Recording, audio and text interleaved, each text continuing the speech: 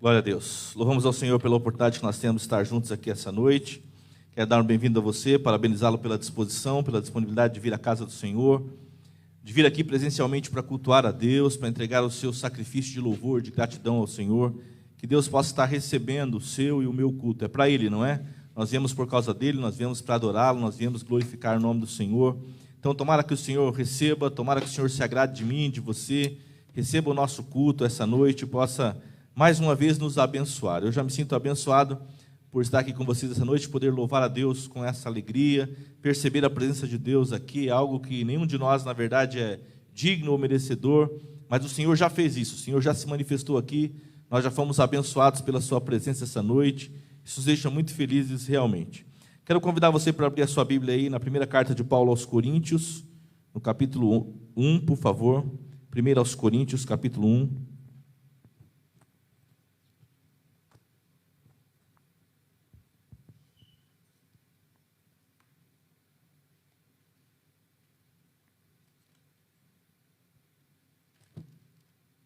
Nós vamos ler do versículo 27 até o versículo 31.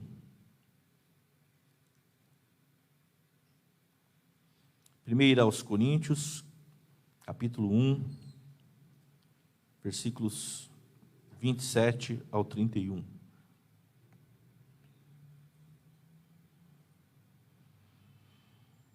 Louvado seja Deus. Os irmãos que estão em casa também terão a oportunidade aí de abrir a sua Bíblia, por favor. Se estiver sem Bíblia, os irmãos estão aí projetando esse texto para que você possa acompanhar a leitura junto conosco e ser abençoado por ela, em nome de Jesus. Às vezes nós somos tão desafiados, não é? Por tantas dificuldades, por tantas lutas, por dores que compõem a vida. A vida é assim, não é que a vida seja apenas de dores, não é? Mas as dores fazem parte da vida. E qualquer evangelho que prometa o alívio completo de dores é o evangelho fraudulento. Qualquer evangelho que ofereça facilidades constantes, vitórias constantes, triunfos constantes, é por si só um evangelho triunfalista, diferente daquilo que Jesus nos apresenta. O Senhor sempre orientou aqueles que queriam segui-lo sobre os desafios, não é? Dessa decisão, desse projeto. Seguir a Jesus é um projeto para a vida toda, não é? E todo projeto ele tem percalços, ele precisa de adaptações, ele sofre reveses, e a gente tem que estar preparado para isso. Nós não fomos chamados para uma corrida de 100 metros rasos, né, que começa aí em menos de 10 segundos, terminou. Não, a vida cristã é uma maratona. O importante não é se você chega em primeiro, segundo, terceiro, é você concluir, chegar efetivamente, não é? E o Senhor quer que eu e você entenda isso, não para que a gente viva vitimizado pelas dificuldades, mas para que a gente possa viver de cabeça erguida em quaisquer circunstâncias. Que a gente possa louvar a Deus em todo o tempo, adorar ao Senhor em todo o tempo. O Senhor, eu creio, em todo o meu coração, o Senhor quer levantar uma igreja que esteja disposta a adorá-lo em qualquer circunstância. E veja, quando a gente olha para nós mesmos, você começa a olhar para você e fala, bom, não faz sentido, não tem por que Deus agir na minha vida. É improvável que um Deus santo, poderoso, resolva agir na minha vida, logo na minha vida. Mais improvável ainda é que Deus possa fazer qualquer coisa para qualquer pessoa através da minha vida. E a gente então se vitimiza e encolhe o braço e resolve que não é com a gente, é com outra pessoa. Se Deus vai fazer alguma coisa, Ele vai fazer através de uma outra pessoa. Se Deus vai fazer, Ele vai fazer através do pastor, dos líderes, através do presidente da República, através dos juízes, enfim, através dos ricos e poderosos. Deus fará por meio deles, não através da minha vida. É muito improvável que qualquer coisa boa aconteça na minha vida e através da minha vida. Mas o que o Senhor sentou no meu coração para compartilhar com você que está aqui essa noite, com todos que estão vendo, ouvindo essa mensagem em qualquer momento, é que Deus usa os improváveis para a sua glória. Então, essa noite eu quero compartilhar com você sobre pessoas improváveis que foram usadas por Deus para a glória do próprio Deus. Nós fomos criados, aliás, para louvor da sua glória. Assim que Paulo diz lá em Efésios 1:12, ele diz que nós fomos criados a fim de louvar a glória de Deus. Louvar a Deus, como fizemos aqui. Louvar ao Senhor. Eu amo esse momento do louvor, mas eu amo especialmente quando nós cantamos coisas que exaltam a Deus, que exaltam a glória de Deus, que faz a gente pensar e reconhecer a grandeza de Deus. E Deus é assim mesmo, Ele é digno de ser glorificado o tempo todo. A glória pertence a Ele, o louvor pertence a Ele, a adoração pertence a Ele. E se tem algo que Deus não divide, não compartilha, é a sua própria glória. Ele diz que a glória é dele e Ele não a divide com ninguém. É importante que eu e você saibamos a quem pertence a glória, a quem pertence o louvor e a adoração, para que a gente não se confunda e dê o nosso louvor a outro. Para que a gente não se confunda e dê o nosso louvor a coisas. Louvor e adoração, só um é digno, e esse um é o Senhor. Mas esse Senhor usa situações improváveis e pessoas improváveis. Então eu quero lhes falar sobre os improváveis e a glória de Deus.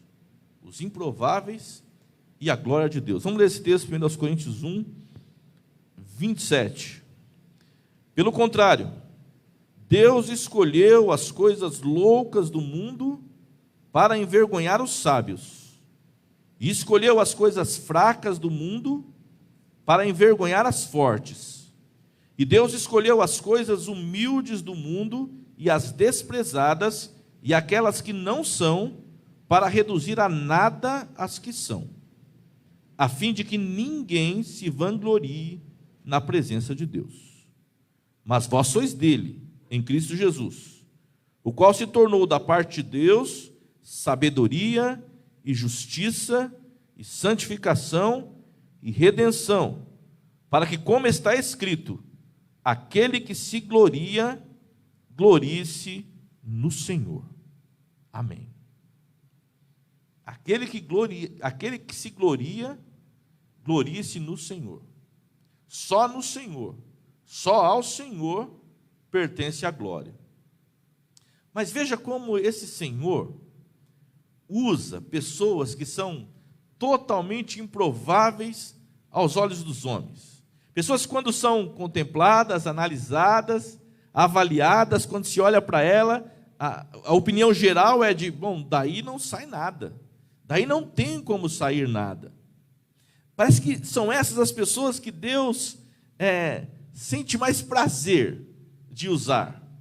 Então, se você, por acaso, se você entrou aqui, ou tem vivido de qualquer maneira, ou por algum momento, ou por alguma circunstância, ou por alguma dificuldade que você esteja passando agora, nesse momento, você tem questionado a existência de Deus, misericórdia. Mas ainda que creia na existência de Deus, questiona o seu chamado, a sua escolha. Por que Deus me escolheria? E ainda assim, por que Deus me escolheria para abençoar outro alguém, para fazer algo na vida de alguém? Por quê? Não há motivos para isso. Então comece internando isso, aceitando isso que diz a palavra, que todos, sem exceção, foram criados para louvor da glória de Deus. Ninguém aqui é um acidente de percurso. Ninguém aqui foi uma obra do acaso. Você veio parar nessa terra, nessa vida, por um acaso qualquer. Não. A sua vida foi planejada por Deus. Deus desejou dar vida a você. Deus escolheu você, trouxe você a esse mundo, e Deus quer que a sua vida o glorifique. Por mais improvável que você possa achar que isso seja. O primeiro desses improváveis que eu quero chamar a sua atenção para ele essa noite, não que ele seja o primeiro improvável da história. A história é uma história de improváveis. É só você avaliar que desde Abraão, né, a história é a história de improváveis. Mas o primeiro que eu quero chamar a sua atenção essa noite é para aquele que foi conhecido como José do Egito. Quando se pensa em José, hoje a gente já pensa naquele homem poderoso que se tornou o segundo, não é, na escala de todo o Egito, a nação mais poderosa da terra, durante muito tempo, e José como sendo o José do Egito, mas ele não nasceu o José do Egito. Aliás, se você pudesse apontar alguém para ser governador do Egito, passaria longe de José. Quando José nasce, Jacó já tinha 10 filhos. Ele tinha 6 filhos de Lia, que era a sua primeira esposa. Ele tinha 2 filhos de Zilpa, a filha, a serva da Lia. Tinha mais 2 filhos da Bila. A Bila era a serva de Raquel. E Raquel, aquela a quem Jacó de fato amava, aquele pelo amor da qual ele trabalhou 14 anos, e ele disse que foram como dias, porque o amor dele era tão grande por ela que ele trabalhou 14 anos como se fosse 14 dias. Mas os anos se passavam, e ele obviamente tinha alegria pelos filhos que tinha, mas faltava alguma coisa. Aquela a quem ele de fato amava não lhe dava filhos, e ela cobrava dele filhos. Ela dizia: por que Deus não me dá filhos? Por que Deus não assim vem coroar o nosso amor nos dando uma criança? E Jacó não entendia. Ele convivia com Lia e ela gerava filhos. Depois de um tempo, de tanto reclamar, Raquel falou: olha, toma a minha serva, a Bila, e deita-te com ela, quem sabe eu tenho filho por meio dela. E funcionou. A Bila deu 2 filhos para Jacó. Aí a Lia viu que Raquel estava fazendo filhos na serva da Raquel, então a Lia disse: não, toma minha serva também. E teve mais 2 filhos com ela, então já tinha 10 filhos. E quando Jacó já está velho, idoso, a Bíblia diz que o Senhor se lembra de Raquel, tem misericórdia dela, e concede a ela um filho, e foi uma bênção para aquele casal. Finalmente Deus tinha coroado o amor deles com um filho, José, e foi paparicado desde o ventre. E Jacó, a Bíblia diz que Jacó amou a José mais do que os outros irmãos. Ele tinha 10 irmãos mais velhos, e os irmãos obviamente começam a observar aquilo, e eles ficaram com ódio de José. Por que o papai ama mais a ele do que a nós todos? Eles não conheciam a história, não entendiam bem a história da família. O que eles sabiam é que eles tinham um pai e queriam o amor desse pai. E o amor do pai parece que era canalizado para José. E eles odiavam ele. José não teve uma palavra de amor, de compreensão, de amizade dos seus irmãos, nunca. E quando ele tem 17 anos já, o pai lhe dá uma túnica ainda, diferente da dos irmãos. Todas as túnicas eram de unicolor, não é? De uma cor só. Mas para José, Jacó mandou fazer uma túnica colorida, de mangas compridas. Ninguém tinha aquilo naquela época. E os irmãos olharam aquilo e falaram: não é possível um negócio desse. E quando José faz 17 anos, essa história está no capítulo 37 de Gênesis, Jacó um dia manda José ir trabalhar com seus irmãos, já lá no gado e tal, e naquela noite, onde na manhã seguinte José iria trabalhar com os irmãos, Deus dá um sonho a José, e ele resolve contar o sonho para os seus irmãos. Gente, vem cá, eu tenho um sonho para contar para vocês. O pessoal já estava olhando para ele de lado, não é? Túnica colorida, manga comprida, agora ainda com lorota para o nosso lado. Conta aí o sonho, José. Aí ele diz assim: olha, nós estávamos todos juntos, juntando feixe, catando lenha, e de repente o meu feixe se colocou de pé, e os feixes de vocês vinham e se curvava diante do meu feixe. E ele disse: você está de brincadeira? Você quer dizer então que você vai nos liderar, vai reinar sobre nós de alguma forma? Se enxerga, olha para você, olha quem você é. E José, guardou aquilo no coração, e depois sonhou de novo, e de novo também foi lá e conta para os irmãos. Parece que gostava de apanhar. Né? Conta para os irmãos assim, olha, eu tive um outro sonho. Agora era o sol e a lua e 11 estrelas que se curvavam diante de mim. E disseram, rapaz, não é possível você com essa história de novo. E José contou para o Jacó, e o Jacó falou, rapaz, tira esse assunto da sua cabeça. Quer dizer então que eu e sua mãe, seus 11 irmãos, vamos nos curvar diante de você? Que papo é esse? Conversa é essa? E numa dessas caminhadas de José, Jacó fala, vai lá ver como seus irmãos estavam trabalhando, vai lá e dá uma olhada, vê como estão as coisas lá. E de longe os irmãos, já vem aquela túnica colorida vindo ao encontro deles, disseram para o outro assim, lá vem o sonhador. Vamos dar um jeito nele hoje. Vamos acabar com essa história hoje. Vamos fazer o seguinte, vamos lançá-lo numa cisterna dessa daqui e vamos ver o que vai ser dos sonhos dele. Gênesis 37, 20. Vamos ver o que vai ser dos sonhos dele. Vamos lançá-lo aqui. O que vai ser desse tal sonhador? E lançaram José numa cisterna sem água. E foram embora. Vamos falar para o pai que uma fera pegou ele e o matou. Mas aí estava vindo lá uma caravana de amalequitas, se não me falha a memória, que estavam indo para o Egito. E o Judá disse assim, olha, rapaz, esse morto aí não vale nada. Vamos vendê-lo. Por que não a gente ganhar uma grana ainda? Então a gente vende ele para os amalequitas, troca por mercadorias, a gente pega a túnica dele e leva para o pai e suja com sangue aí. Aí foram lá rapidamente, pegaram José da cisterna, venderam ele, pegaram a túnica dele, mataram um bode, sujaram toda a roupa dele com o sangue daquele bode, levaram a túnica para Jacó e disse, olha, nós estávamos lá voltando do nosso trabalho e encontramos essa túnica aqui, ó, vê se não é do seu filho. Quando Jacó viu aquilo, o coração dele partiu. Ele pensou, meu filho foi estraçalhado por uma fera qualquer. E os meninos não contaram nada, ninguém contou nada para Jacó.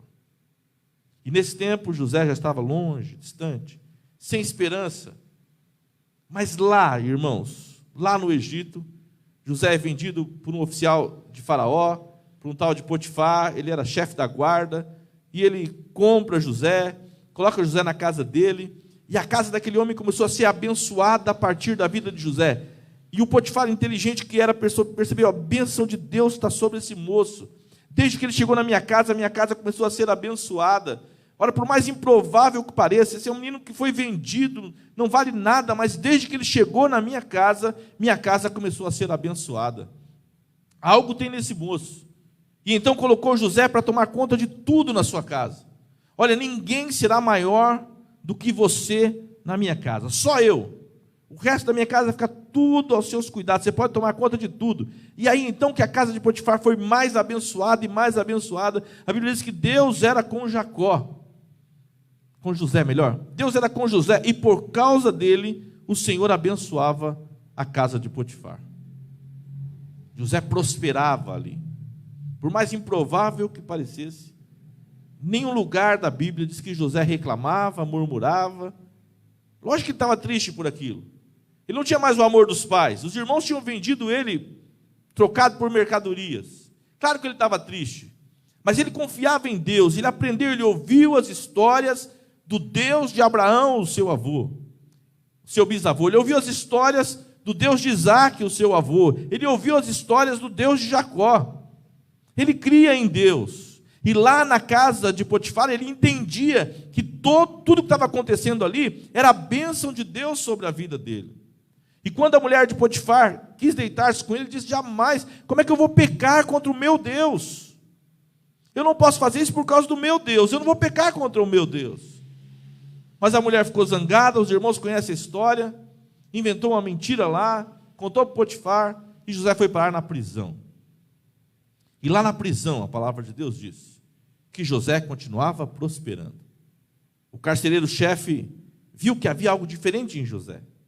E logo começou a colocar serviços para ele fazer. E tudo que se entregava na mão dele para fazer, prosperava, ia adiante. E o carcereiro então colocou José para chefiar toda aquela carceragem. E José ficou lá, o carcereiro-chefe nem ligava, a chave ficava na mão de José, ele cuidava de tudo. E por esse tempo, a palavra de Deus diz que 2 servos de Faraó causaram ira em Faraó por algum motivo. Decepcionou o Faraó por algum motivo. E o Faraó mandou os dois para a prisão. O copeiro mor e o padeiro mor. E chegaram lá, então o chefe da carceragem colocou os dois sob cuidado de José. E José ficou cuidando deles. Era o responsável por eles ali, por guardá-los presos ali. E ficaram muito tempo ali. Eles sonham sonhos, a palavra de Deus diz. E eles ficam desesperados com aquele sonho. Ninguém conseguia entender que sonho era aquele. Os dois têm sonho muito semelhante, conversam entre eles. E José, quando chega aquela manhã, percebe que eles estão com o semblante mudado, perturbados. Olha, por que vocês estão com o semblante assim? Ele diz, nós sonhamos sonhos parecidos, mas estranhos, a gente não consegue saber a interpretação. E José diz assim, eu tenho um Deus, eu conheço um Deus a quem pertence a interpretação dos sonhos. Conta os sonhos para mim. E o copeiro e o padeiro lhes contam os sonhos. E os sonhos eram parecidos. O copeiro sonha com uma videira, 3 ramos, com muita uva, e o copeiro está espremendo o cacho de uva no copo de Faraó. E José fala, é simples a interpretação do seu sonho. Você vai ser, os 3 ramos são 3 dias, em 3 dias você vai voltar a servir a Faraó, você vai de novo entregar a bebida na mão de Faraó, ele vai te restituir a esse cargo. E o padeiro se anima e fala, bom, eu também sonhei um sonho. Eram 3 cestos com pães. E as aves dos céus vinham e comiam aqueles pães sobre a minha cabeça. E José disse, olha, a interpretação para você não é boa não. Os 3 cestos são 3 dias também. Mas em 3 dias, Faraó vai decepar a sua cabeça. E vai te entregar para as aves dos céus comerem. Foi triste ouvir aquilo. Mas José chama o copeiro e fala, olha, quando isso acontecer, lembra-te de mim. Era improvável que ele se lembrasse. Aconteceu exatamente como José falou, 3 dias depois, era aniversário de Faraó. Faraó manda restituir o copeiro ao seu cargo de origem. E manda enforcar o padeiro. Do jeito que José falou. Mas o copeiro, depois que voltou, esqueceu-se de José. Não se lembrou mais da história. 2 anos se passaram. José continuou fazendo o trabalho dele na carceragem. Era improvável que alguma coisa diferente pudesse acontecer na vida dele. Era improvável, mas Deus tinha um propósito. A glória de Deus precisava ser manifestada. E a glória de Deus se manifesta na vida de improváveis mesmo. E você conhece a história. Faraó tem um sonho, fica perturbado, aí depois vai dormir de novo, e tem um segundo sonho, muito semelhante ao primeiro, fica totalmente perturbado, amanhece cabeça doendo, chama todos os sábios do Egito, olha, eu sonhei, conta os sonhos e ninguém dá a interpretação. E nesse momento, 2 anos depois, aquele copeiro se lembra da história que aconteceu na carceragem. Conta a história para Faraó. Faraó manda chamar esse hebreu aqui. Chamam José. Chega diante de Faraó, fala, eu sonhei um sonho assim, eu sonhei com 7 vacas gordas, muito gordas, formosas, pejadas, e depois sonhei com 7 vacas magras, feias, assim, ressequidas mesmo, e aí as 7 magras comem as 7 gordas, e mesmo depois de comerem as 7 vacas gordas, quando se olha para ela, está do mesmo jeito, magra, seca, sem vida, sem beleza nenhuma.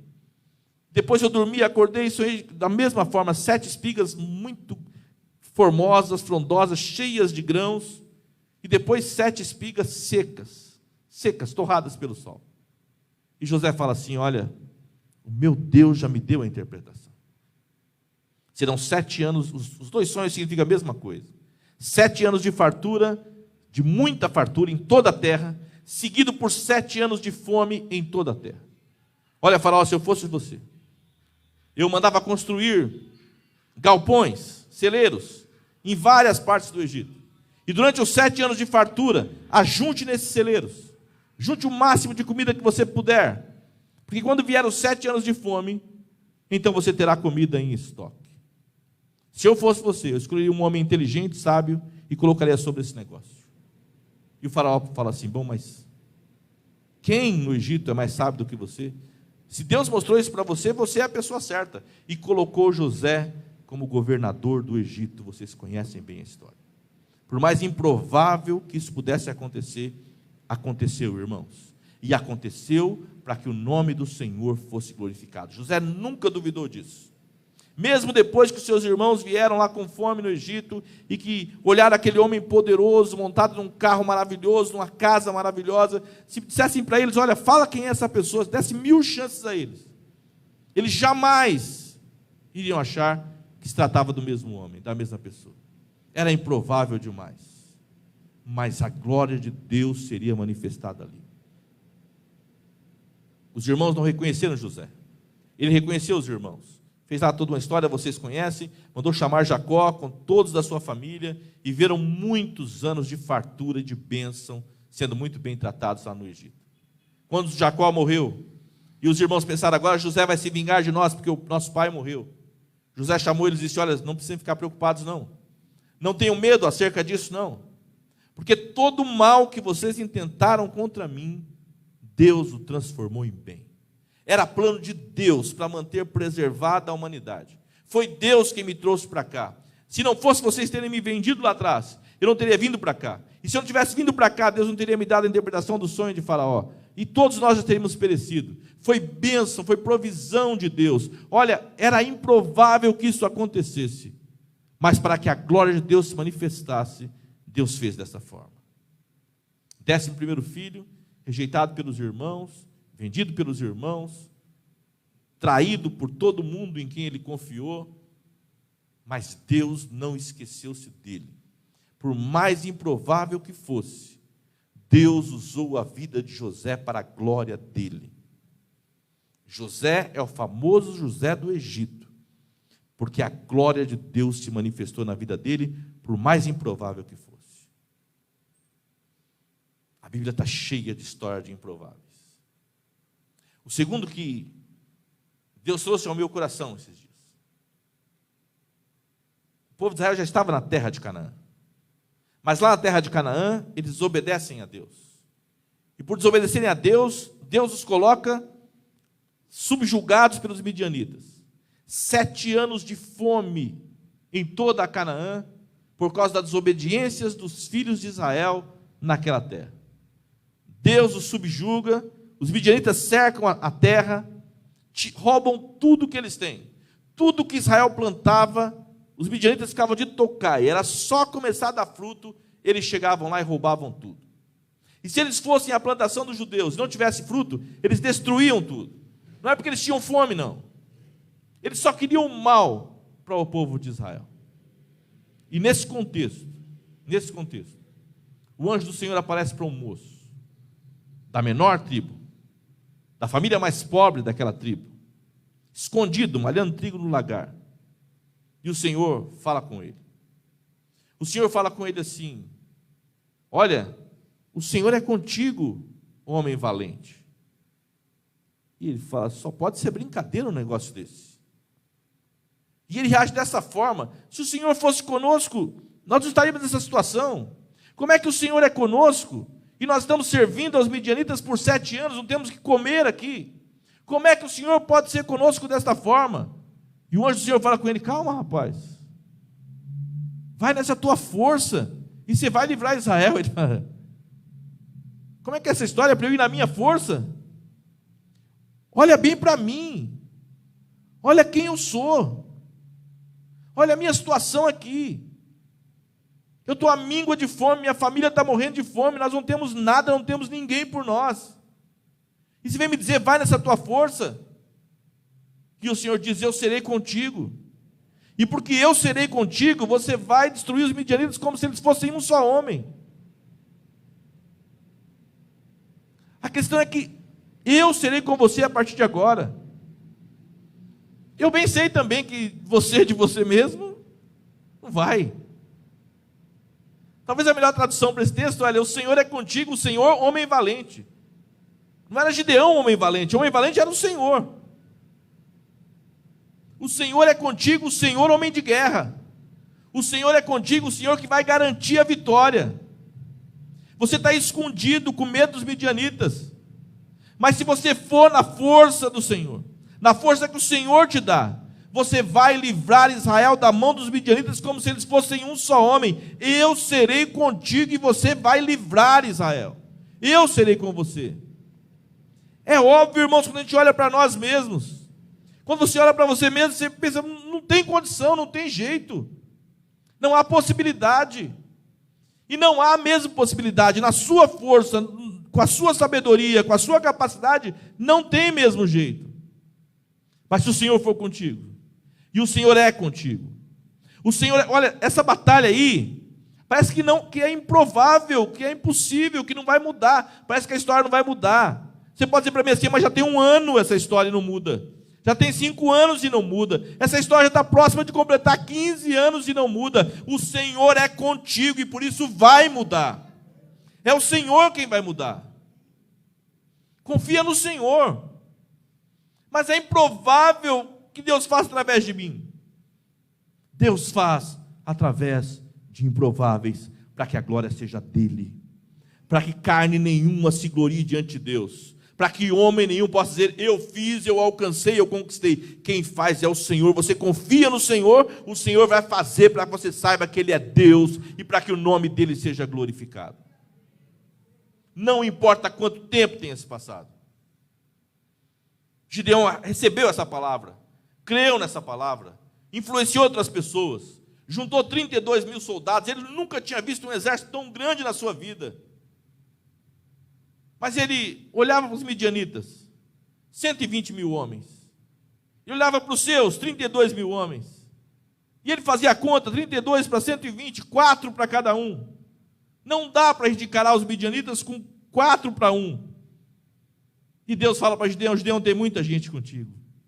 Não, Deus, o Senhor não entendeu, o Senhor não fez a conta direito. Eles são 120 mil, nós somos 32 mil. Tem muita gente com eles, Deus.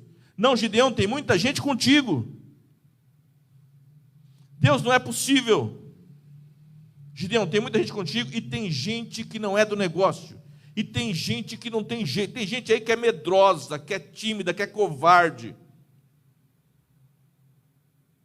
Quer ver, chama eles e fala para eles assim, quem for covarde e medroso pode ir embora. Quem for tímido e medroso pode ir embora. Veja quantos ficam. Gideão foi e falou, irmãos, subiu no lugar alto e disse, olha gente, quem dentre vocês aí for tímido e covarde, quem for tímido e medroso, pode ir embora. E ele deu uma distraída, e só foi saindo gente, e foi saindo soldado, e foi gente indo embora. Irmãos, ele quando recontou, ele falou, não é possível, 1/3 só. Dos 32 mil, irmãos, 22 mil foram embora, sobraram 10 mil com Gideão. E Gideão falou, Deus, agora acabou, porque 10 mil contra 120 mil, estava ruim 4 por 1, agora é 10 para cada um, 12 para cada um, não é? 12 soldados dele para cada um nosso, não dá, Deus, 10 mil homens não dá, e Deus falou assim, não dá mesmo, Gideão, porque com esses 10 mil não dá, tem muita gente contigo, Deus, não é possível, Senhor, nós somos 10 mil, eles são 120 mil, faça as contas, tem muita gente com eles. Deus fala, não, Gideão, tem muita gente contigo. Tem gente que está aí no meio, mas está distraído. Tem gente que está aí no meio, mas não percebeu ainda que se trata de uma guerra. Tem gente que está aí no meio, mas é gente que está aí para se divertir.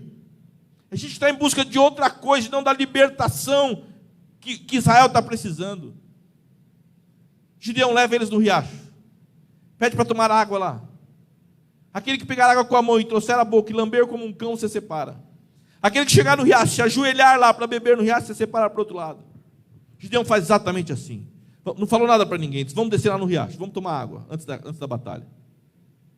Era só gente chegando, se ajoelhando e bebendo, se ajoelhando e bebendo, se ajoelhando e bebendo. De vez em quando aparecia um que pegava água e trazia a boca. E Deus falou, agora separa os dois grupos. Gideão pensa assim, que beleza, agora eu perdi só 300. 9.700, Deus falou, não, Gideão, você não entendeu, os 9.700 pode mandar embora, não serve, estão distraídos, não entenderam na batalha que estão entrando, não estão preparados para confiar no Senhor, dispensa os 9.700, com esses 300, Gideão, com esses 300, você vai libertar Israel da mão dos midianitas, é improvável, parece impossível, mas porque eu serei com você, você vai livrar Israel da mão dos midianitas. Gideão foi para aquela batalha, irmãos, com 300 soldados apenas. Nenhum deles lançou mão de arma. Nenhum deles precisou usar a espada. Nenhum deles. Deus colocou uma confusão no meio do exército dos midianitas, que eles começaram a se matar um ao outro lá no escuro, e eles não viam nada, começou um a matar o outro, pensando que estava matando o inimigo, e quando foi pela manhã, 120 mil homens mortos. Deus deu a batalha a Gideão, sem ter que lançar mão de espada.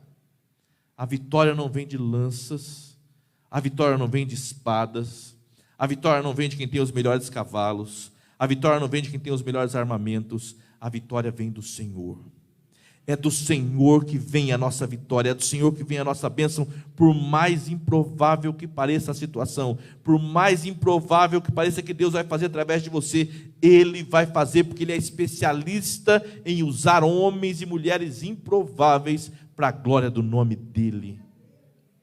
Acredite no Senhor, confie no Senhor, nós somos servos do Senhor, nós não somos servos de nós mesmos, a capacidade não é nossa, nada que nós alcançamos até hoje é por nossa conta, você não veio até aqui pela força do seu braço, o Senhor cuidava de você no ventre da sua mãe, o Senhor colocava leite no seio da sua mãe para amamentar você, era Deus quem cuidava de você o tempo todo, mas já passei tanta coisa nessa vida, passou porque Deus guardou sua vida, Ele é poderoso para te levar em lugares inimagináveis, por mais improvável que seja, o Senhor pode fazer através de você, creia nisso, acrescente fé a essa palavra, e você vai ver o que Deus fará através de um improvável, para a glória do nome dEle.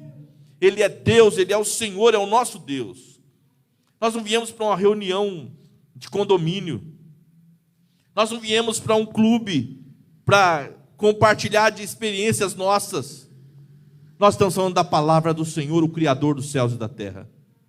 Ele faz por meio de pessoas improváveis, creia nisso. O terceiro improvável que o Senhor colocou no meu coração para compartilhar com você é acerca de Jefté. Já ouviu falar de Jefté? Eu fiquei receoso de falar isso aqui com você, mas eu vou falar. Jefté, ele era um tremendo de um FDP. Já ouviu falar FDP? Pastor está falando isso mesmo. Jefté era filho de FDP. Terrível, cara. Pega aí, eu queria ler com você, para você não ficar pensando que eu estou... Juízes capítulo 11, por favor. Este eu vou ler com você. A história de Gideão está em Juízes 6. Depois você pode ler se você quiser. Mas vamos ler esse assunto aqui, Juízes capítulo 11. Olha o que a palavra de Deus diz aqui nesse texto. Juízes capítulo 11, está escrito assim, ó.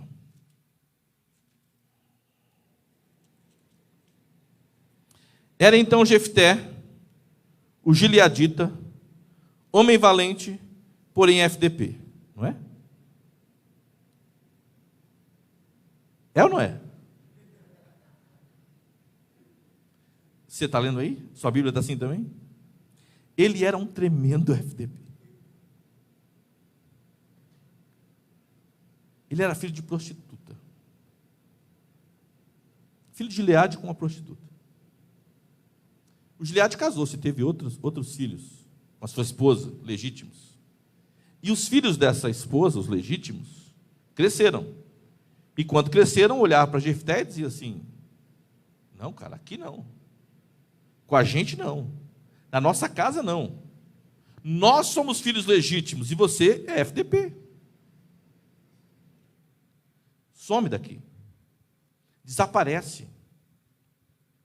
E o Jefté, como é que ele ia lutar contra todos os outros? Foi embora.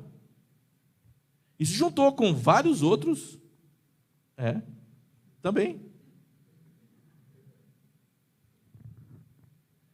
E aí, irmãos, começou uma batalha em Israel. Os filhos de Amon marcharam contra Gileade e contra todo Israel. E o povo ficou apavorado. E não tinha para onde escapar. E não tinha como sair daquela situação. E eram covardes, eram medrosos, e viram os amonitas vindo com tudo para cima deles. E pensaram: que saudade daquele FDP se ele estivesse aqui. Vão chamar ele. Não, você está de brincadeira. Jefté não. Você não conhece a história dele? Você não sabe de quem ele é filho? Jefté não. Gente, Jefté podia ser FDP, mas ele tinha coragem. Ele era batalhador. E tem uma coisa, ele confiava no Senhor, lembram? Ele não teve culpa de ser filho de quem ele era. Que culpa teve ele de ser filho de quem ele era? O fato é que ele era valente e confiava no Senhor. Vocês lembram disso? Só tem um jeito. Vamos trazer Jefté de volta. Gente, tinha alguém mais improvável? Será que Deus não podia usar alguém ali, dos gileaditas? Será que Deus, em todo Israel, não tinha ninguém que pudesse ser usado? A não ser aquele lá? Mas depois de tanta discussão, medo, os amonitas avançando, não tem jeito, vamos chamar ele. Mandaram o pessoal atrás dele. Ele disse, agora? Eu não era o filho da pena. Se vira agora, o problema é de vocês. Enfrentem lá os amonitas. Não, Jefté, vamos cá, vamos conversar, vamos lá, ajuda nós e tal. Ó, Jefté, se você ajudar a gente coloca como chefe sobre nós. Como é que é a história aí? Quer dizer que chefe de vocês, todo mundo, de todo Gileade, o que eles iam fazer? Estavam morrendo de medo. Ó, Jefté, a gente jura diante de Deus, chama o Senhor como testemunha, se você for lá e nos der a vitória, você vai ser chefe sobre todos nós. E ele falou, vamos chamar todo mundo aqui. Então eu vou contar a história de novo, para ficar bem claro. Chama testemunhas. Se eu for lá e o Senhor colocar os amonitas nas minhas mãos, olha a fala de Jefté, por mais FDP que ele fosse, se o Senhor colocá-los nas minhas mãos, vocês vão me colocar como líder de todo Israel? É isso que nós vamos fazer. Se o Senhor colocá-lo nas suas mãos, Jefté falou, está feito então. Você acha que ele confiava nele? Ele sabia quem ele era, mas ele tinha aprendido quem era o Senhor. E ele então disse, eu vou dar a glória ao Senhor, o Senhor vai ser glorificado. Deus vai me dar vitória, o Senhor vai me restituir. Tudo que eu sofri até hoje, tudo que eu passei até hoje, toda humilhação, toda vergonha, por mais improvável que fosse eu ser alguém na vida, por mais improvável que Deus fizesse através da minha vida, eles estão vindo a mim e estão jurando diante do Senhor. Olha Deus, estão falando diante do Senhor. Olha Deus, eu não confio em mim, eu confio no Senhor. O Senhor é poderoso, me entrega os amonitas nas minhas mãos. E os gileaditas disseram assim, olha, está feito o negócio. Se você nos livrar das mãos deles, você vai ser líder da nação inteira. Jefté orou a Deus e mandou mensagem para o rei dos amonitas. Estou sabendo que você está vindo de guerra contra Gileade. Eu quero que você saiba que eu estou de volta. Mas não vim sozinho não. O Senhor está comigo. E olha, você respeita o seu Deus, não respeita? Tudo que o seu Deus te dá, você possui, não possui? Pois bem, essa terra quem nos deu foi o Senhor. Não entre nesse lugar, não venha para cá, porque quem nos colocou aqui foi o Senhor. E não é contra mim que você está vindo, é contra o Senhor. E o Senhor sabe que eu não busquei guerra contra vocês. O Senhor sabe que os filhos de Gileade nunca intentaram tomar o espaço dos amonitas. Mas se vocês vierem contra nós, saiba que o Senhor vai entregá-los nas nossas mãos. E foi dito e feito. É só você ler. Vamos ler 29, versículo 29. 11, 29. Então o Espírito do Senhor veio sobre Jefté. Meu irmão, quando o Espírito do Senhor vem sobre alguém, pouco importa quem é esse alguém. Se o Espírito do Senhor vir sobre Sansão, ele pega a queixada de um jumento e mata 1000 com a queixada de um jumento. Se o Espírito do Senhor vir sobre alguém, esse alguém enfrenta com 300, 120 mil e vence. Porque a vitória não vem da força do homem, a vitória não vem da força do braço, a vitória vem do Espírito do Senhor. Se o Espírito do Senhor vier sobre a sua vida, e Ele está sobre a sua vida, não tem nada que seja impossível acontecer para você. Eu sei que você é pequeno, eu sei que você é falho, eu sei que você é improvável, mas se o Espírito do Senhor quiser fazer, não há ninguém que impede que o Espírito de Deus faça aquilo que o Espírito de Deus quer fazer. Ninguém impede. Não importa quem você é. Não importa filho de quem você é. Não importa qual a sua origem. Importa se você confiar em Deus e o Espírito do Senhor vier sobre você, nada é impossível para alguém que está cheio do Espírito do Senhor. Nada é impossível. Então, não importa se dizem que você é fútil, que você não vale nada, que você é fraco, que você é débil, que você é até meio louco. Lembre-se do texto que lemos. Deus escolhe as coisas loucas deste mundo para confundir as sábias. Deus escolhe as coisas fracas deste mundo para confundir as fortes. Deus escolhe aqueles que nada são para confundir aqueles que acham que são, para que a glória seja dele, para que carne alguma se glorie diante do Senhor. Então você que é de Cristo, entenda uma coisa: se você fosse gloriar, glorie-se no Senhor. Nada que você tem é seu. Nada que você é por sua capacidade própria. Eu sei que essa mensagem vai na contramão daquilo que está na moda.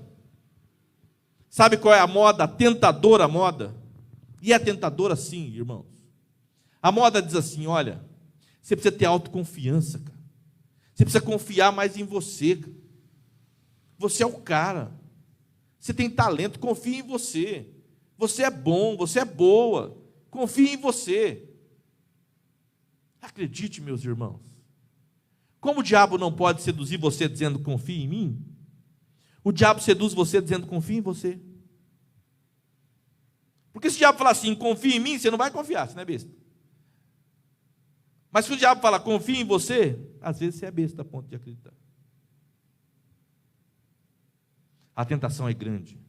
Todo dia o mundo diz assim: você é bom, você é boa, você é capaz, você é forte, você é inteligente, você é bonito, você é isso, você é poderoso, você é isso, você é aquilo, você é aquilo. Você vai se inflando, você vai se inchando. Você não precisa de autoajuda. Você precisa de ajuda do alto.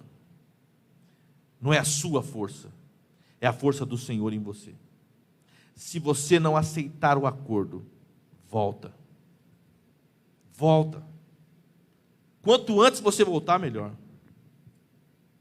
Porque com Deus, ou você confia nele, ou você rende a glória a ele, ou você aprende que a glória pertence a ele, que tudo que acontece é por causa dele, ou então pode voltar.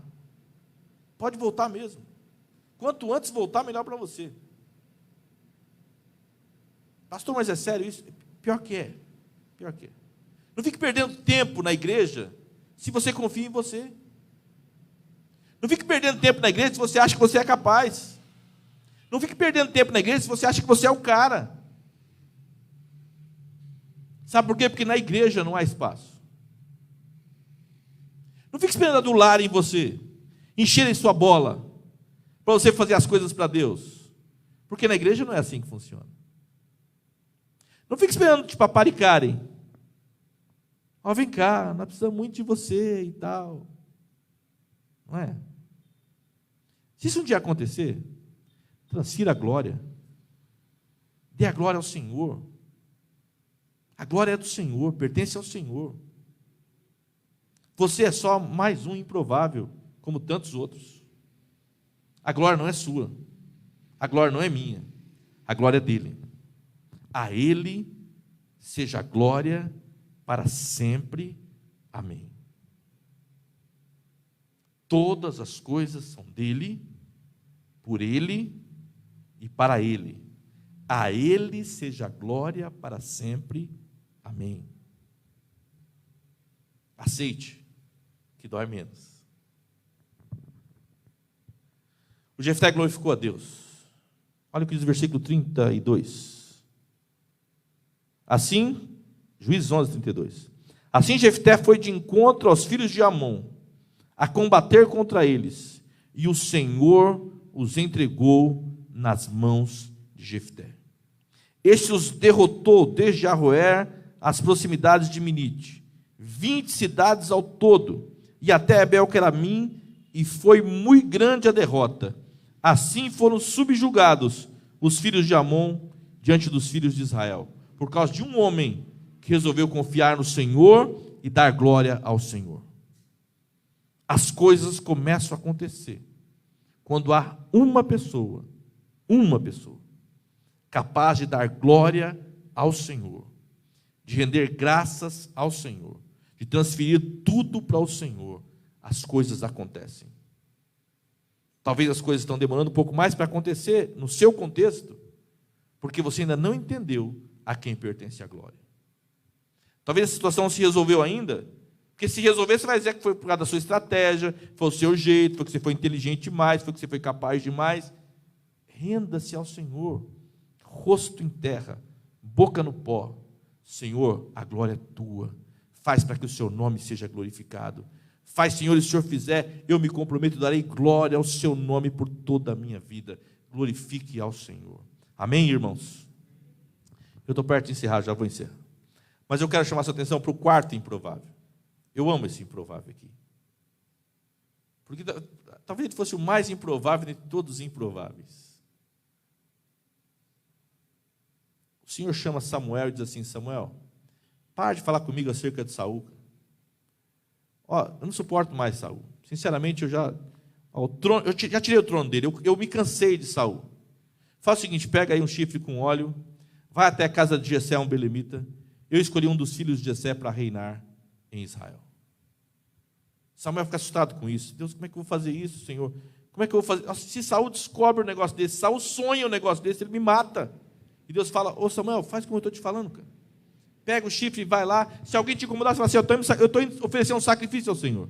Se alguém se interpor, fala: eu estou indo oferecer um sacrifício ao Senhor. Vai para a casa de Jessé, o belemita. Samuel resolve obedecer então e vai. Pega o óleo no chifre e vai. Quando ele entra na casa de Jessé. Você já conhece essa história, já falamos dela aqui dezenas de vezes. Ele entra na casa de Jessé, vem o Eliabe. O camarada é 4x4 quase. Samuel olha e fala assim: está aí diante do Senhor, ungido do Senhor. 1 Samuel 16, 7. O Senhor fala para ele assim: ô Samuel, você vê como vê todos os homens. Os homens são assim, os homens olham para a aparência, esquece a aparência dele, esquece a altura dele, esquece a força dele. Aprenda a olhar como olha o Senhor. O Senhor não olha a estatura, o Senhor não vê o exterior, o Senhor olha o coração. Eu já rejeitei esse aí. Aí o Jessé fica assim, traz o outro, Abinadab. Forte também, 2x2. Bom também, sabe? E o Samuel fala: agora é esse, não é possível. O Senhor fala para ele: não é esse também não. Vem o terceiro, vem o Samar. Samar é o terceiro, parrudo também, homem de guerra também, preparado, treinado. Samuel fala: é esse. Deus fala: não é esse também não, Samuel. E veio o quarto, o quinto, o sexto, o sétimo, 7 filhos enfileirados assim na frente de Samuel. E Deus olha, Samuel fala assim: Deus, será que o Senhor não se enganou? Estou vendo 7 aí. E Deus fala assim: Samuel, não é nenhum desses 7. Questione aí para o homem, vê se não tem mais aí. Samuel chega para Jessé e diz: acabaram os meninos, não tem mais filho nenhum. Eram só os 7 mesmo. E o Jessé todo envergonhado: não, tem um mais moço, né? Tem o 8º. Cadê o 8º? Está cuidando das ovelhas. Manda chamar o 8º. A gente não vai se assentar à mesa para comer enquanto ele não chegar. Vai alguém buscar o 8º. O 8º, quando entra na sala, o Samuel, ele fala assim: improvável. Não dá, esse não é. E Deus fala: Samuel, pode ungir. Deus, o senhor entendeu bem? O senhor está vendo os outros 7 enfileirados ali? É para ungir esse aqui. E Deus fala assim: ô Samuel, unge esse aí, e ponto final. Unge esse aí, acabou seu serviço aí. Unge, sobe na carruagem e vai embora. Samuel pegou o chifre cheio de óleo, derramou na cabeça de Davi, subiu na carruagem e foi embora. Não comeu pão nem bebeu água naquela casa. Imagine a cena que ficou ali: Jessé olhando, os 7 olhando, Davi com a cabeça toda cheia de óleo, olhando para ele, dizendo assim: improvável. Tem um erro nessa história. Não pode ser um negócio desse. Não é verdade. Volta a cuidar das ovelhas de novo, claro que é seu lugar. Ungido e tudo, teve que voltar a cuidar das ovelhas. Sabe, às vezes entre a unção e a bênção leva um tempo. Às vezes entre a unção e a bênção tem mais humilhação para passar. Volta lá, volta a cuidar das ovelhas e seja fiel lá, e faça o melhor possível lá. O Espírito do Senhor estava sobre ele. Quando Samuel derramou o óleo, o Espírito do Senhor se apoderou de Davi como nunca antes, diz a palavra. Ele voltou a cuidar das ovelhas. E um leão se meteu com uma das ovelhas. E ele pegou o leão pela barba e arrancou a ovelha da mão do leão e matou o leão. Um urso se aventurou a pegar uma das ovelhas. E ele pegou o urso pelas mãos e arrancou a ovelha da mão do urso. E o pai chama ele e fala assim, ó, seus irmãos estão na guerra com o rei. Vai lá, leva aqui umas espigas torradas lá para eles. Pega esses queijos aqui, dê para o capitão da guarda. Fala para o capitão, deixa eu ver como é que meus irmãos estão, preciso levar notícia para o meu pai. Davi deixa as ovelhas com o guarda. Pega os pães ali, os queijos, e vai para o lugar da batalha. Chega no lugar da batalha, curioso que era, deixou lá os alimentos ali. E foi dar uma espiada na batalha. E na hora que ele chega na batalha, tem um pavão lá. O tal do Golias está lá dizendo, não tem homem aí não? Não tem bom aí não? Ninguém me encara não? Já era o 40º dia que todas as manhãs e tardes o Golias vinha e dizia, não tem homem aí em Israel para lutar comigo? Davi escuta aquilo. E fica revoltado com aquilo. Como é que pode esse camarada falando assim? E alguém diz para ele assim, ó rapaz, sabe o que o rei falou? Quem vencer esse gigante aí, vai casar-se com a filha do rei. Vai receber muito dinheiro, prata, ouro, tudo mais, muitos bens. E nunca mais vai ter que pagar imposto em Israel. E Davi fala assim, não é possível. Pergunta para outro, como é que é a história mesmo? O que é que o rei vai fazer com quem matar esse gigante? E conta a história para ele de novo. O Eliabe chega lá e vê Davi fuxicando. E fala assim, você é um fuxiqueiro mesmo. Você não presta para nada a não ser para cuidar de ovelha lá. Vai. Volta, com quem está as ovelhas lá? Volta para lá e fala para de fuxico aí. E o Davi fala assim, olha, não é possível um negócio desse. Me levem até a presença do rei, pelo amor de Deus. Leve ele diante de Saul. E Saul olha para ele e fala assim, improvável. Sem chance. Você é um menino ainda. Ele é um homem, ele é um guerreiro desde a mocidade. E Davi fala assim, sem chance, caramba. A cabeça do leão está lá em casa. A pele do urso está lá em casa, manda lá para você ver. Tentaram pegar minhas ovelhas, e Deus se entregou na minha mão. O destino desse filisteu vai ser o mesmo. Assim como eu fiz com o leão e com o urso, eu vou fazer com esse filisteu. Eu vou dar a cabeça dele para as aves do céu, o corpo dele eu vou deixar para as feras do campo comer, e todo mundo vai saber que tem Deus em Israel. Precisa saber que tem Deus aqui entre nós. Veste minha armadura, couraça, escudo, espada, tudo sobre Davi, ele não consegue dar um passo. Eu não quero nada disso aqui não. Eu vou a esse gigante e vou mostrar a ele que tem Deus em Israel. O gigante dizia assim, não tem homem em Israel não? Davi nunca chegou e pensou assim, vou lá mostrar para ele que tem homem aqui sim. Nunca. Ele sabia que não era contra Israel. Ele sabia que quem mexia com o povo de Deus estava, na verdade, afrontando a Deus. O gigante, quando viu Davi, disse assim, improvável. Você está achando que eu sou cão? Vem contra mim com pedra, com pau? Eu sou um cachorro, por acaso? Não sou cachorro, não. O Davi fala assim, você vem para mim com lança, com escudo, com espada, mas eu vou contra ti em nome do Senhor dos Exércitos, o Deus de Israel, a quem você tem afrontado. Eu vou contra ti em nome do Senhor dos Exércitos, o Deus de Israel, a quem você tem afrontado. Era improvável que o moço daquele vencesse um soldado preparado daquele. Era improvável. Todo mundo que fosse apostar, apostaria todas as fichas em Golias. É fácil apostar em José hoje. Nós já conhecemos o final da história. É fácil apostar em Gideão com 300 contra 120 mil. A gente já conhece a história. É fácil apostar em Jefté, mesmo ele sendo o FDP que ele era. A gente já conhece o final da história. É fácil apostar em Davi, quando a gente já conhece a história. mas é fácil também, mesmo sem conhecer a minha e a sua história, acreditar na minha e na sua história, se nós temos aprendido a confiar no Deus de Israel.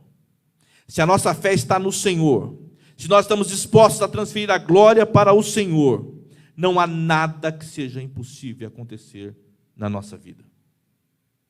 Quer saber de uma coisa? Na minha vida, aos meus olhos,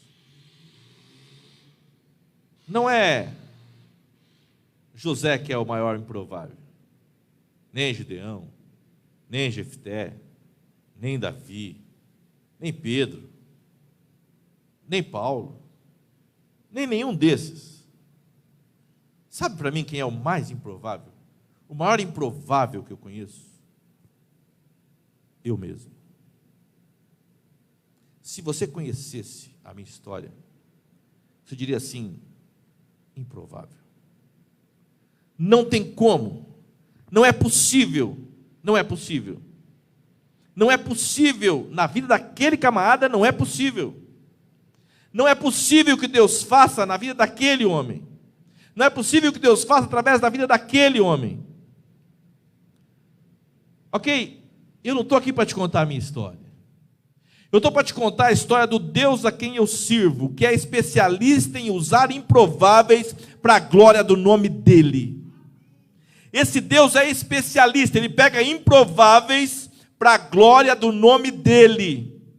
Então você, quando olha para você se vê como improvável, ótimo, metade do caminho já foi andado. Porque se você olhar para você e dizer assim: eu sou bom, eu sou capaz, esqueça, esse Deus não trabalha com prováveis. Esse Deus só trabalha com improváveis, porque aí Ele sabe que a glória será dEle. Ele fez na vida de José e Ele disse: vou fazer para que a glória seja minha. Quando Gideão trouxe o exército inteiro, Ele disse: não, senão você vai confundir a glória. Só com 300 para que a glória seja minha. Com Jefté Ele diz: olha, o meu espírito vai ser com você para que a glória seja minha. Com Davi, Ele deixou claro para Davi a quem pertencia a glória. Irmão, você é ser humano como eu sou. E seres humanos erram e falham em muita coisa durante muito tempo. Mas não falhe, em nome de Jesus, não falhe em uma coisa que é essencial. O quanto antes, entenda, assimile e aceite a quem pertence a glória. E cada vez que disserem para você assim: você é o cara, diga com todas as letras, no seu coração, na sua mente, e se for possível, verbalize inclusive: eu sei quem eu sou, eu sei a quem pertenço, e eu sei a quem pertence a glória. Eu sou só mais um dos improváveis que Ele usou ao longo da história. E pode usar, se usou a mim, pode usar qualquer um de vocês. Qualquer um. Não tem ninguém que Deus olhe e que diga assim: esse é improvável demais. Não. Quanto mais improvável, melhor para Deus. Desde que a glória seja de Deus. Amém, meus irmãos? Glória ao nome do Senhor por isso. Curve sua cabeça, por favor. Querido Deus, em nome de Jesus, te louvamos neste momento, Senhor, agradecidos por tudo que o Senhor tem feito na nossa vida. Muito obrigado, Senhor, por tudo que o Senhor tem feito ao longo da história. Muito obrigado, meu Deus, pelos homens e mulheres que o Senhor usou quando ninguém mais acreditava neles, quando ninguém mais confiava neles. Ainda assim, o Senhor os usou para a glória do seu nome. Pai, nós estamos aqui essa noite, Senhor, homens e mulheres improváveis também. Pessoas, ó Deus, que não têm no que ou do que se gloriar. Pessoas que já entenderam, Pai, que quando forem se gloriar, gloriam-se no Senhor. Pessoas que sabem quem elas são, mas também sabem quem é o Senhor. Meu Deus, nós te glorificamos essa noite. Nós te exaltamos essa noite. Nós bendizemos o seu nome. nós confessamos o seu senhorio, a sua grandeza, a sua majestade. Por fim, nós confessamos a sua glória. Tu és o Senhor. Enquanto eu viver, Pai, eu quero testificar que Tu és o Senhor e ao Senhor pertence a glória. Enquanto as portas dessa igreja estiverem abertas, Pai, que não faltem homens e mulheres neste lugar que reconheçam o quão improváveis são e quão glorioso é o Senhor. Meu Deus, em nome de Jesus, dia após dia, Pai, faça com que o Seu nome seja glorificado em nossa vida, por causa da nossa vida e através da nossa vida, seja glorificado o Seu nome, em nome de Jesus. Muito obrigado, Senhor, por esta noite. Muito obrigado, Senhor, pela oportunidade de ouvir essa palavra, Pai. Quantas vezes, Senhor, quantas vezes me sinto improvável, mas o Senhor, por sua graça e misericórdia, me fez entender que é isso mesmo, que eu sou mesmo improvável, mas o Senhor é o Deus da glória, o Deus de Israel, o Deus de Jacó, de José, de Gideão, de Jefté, de Davi, o meu Deus, o meu Senhor, a quem pertence toda a glória, nos céus, na terra e embaixo da terra. Todos, Pai, vão glorificar o Seu nome para sempre. Louvado seja o Senhor por isso. Aleluia. Amém. O Senhor quer nos mostrar muito mais da sua glória. O Senhor quer usar muito mais a minha e a sua vida. Não fique esperando você se tornar alguém especial para Deus usar. Deus usa quem Ele quer, quando Ele quer, do jeito que Ele quer, desde que fique claro que a glória pertence a Ele. Amém? Você já está pronto. Se você entende que a glória pertence a Ele, você já está pronto. Deixa Deus usar a sua vida para a glória do nome dEle. Deus te abençoe.